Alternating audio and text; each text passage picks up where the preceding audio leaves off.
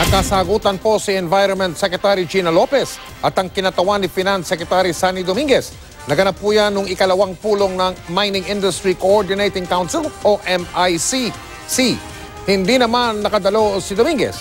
Una na siyang nagsabing hindi raw dumaan sa tamang proseso o due process ang pagpapasara ni Lopez sa 23 minahan sa bansa. Sabi naman ni Lopez, tanggap niyang magkaibang posisyon nila ni Dominguez sa isyu ng minahan dahil may ikangay vested interest daw ang Finance Secretary. Nakatutok si Steve Dalisan. Umpisa pa lang ng pulong ng Mining Industry Coordinating Council o MICC, DENR Department of Finance, may pinagtalunan na sina DENR Secretary Gina Lopez at Finance Department Undersecretary Bayani Agabin.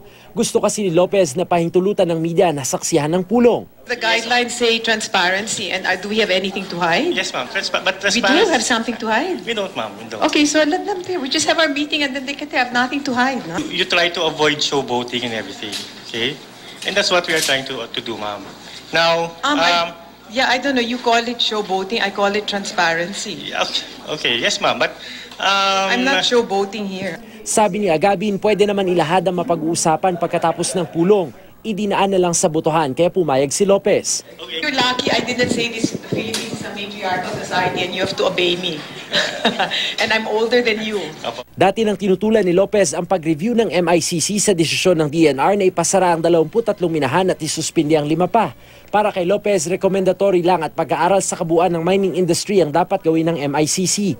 Ito na ang ikaluwang pulong ng MICC kasama ang kinatawan ng iba't ibang ahensya ng gobyerno.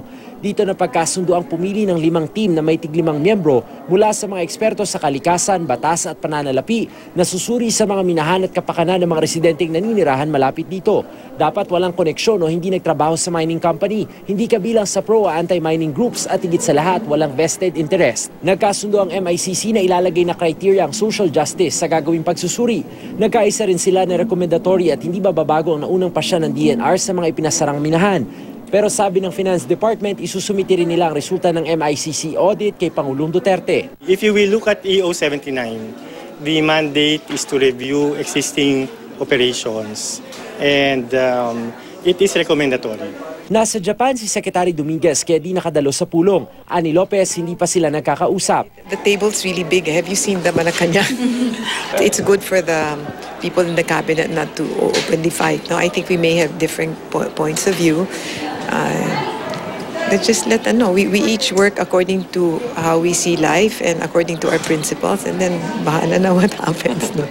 Hindi naman daw siya nakikipag-away pero malinaw raw kay Lopez kung bakit magkaiba sila ng posisyon ni Dominguez sa usapin ng minahan. I guess we're coming from different fields. No? He's been involved in the mining industry for a long time. He did Rapu-Rapu, which was didn't do well at all. I think his family is in Tampakan. Dati nang sinabi ni Dominguez na may share sa Philex Mining pero regalo raw ito ng kanyang ina sa kanyang apo. Sa April 3 nakatakda ang susunod na pulong ng gabinete. Naghihintay pa ng reappointment si Secretary Lopez mula kay Pangulong Duterte. Pero gagamitin niya raw ang nalalabing 1 buwan bago hatulan ng Commission on Appointments sa kanyang kumpirmasyon o rejection para ipagpatuloy ang kanyang mga advokasya sa kalikasan. Steve Dalisan, Nakatutok, 24 Oras.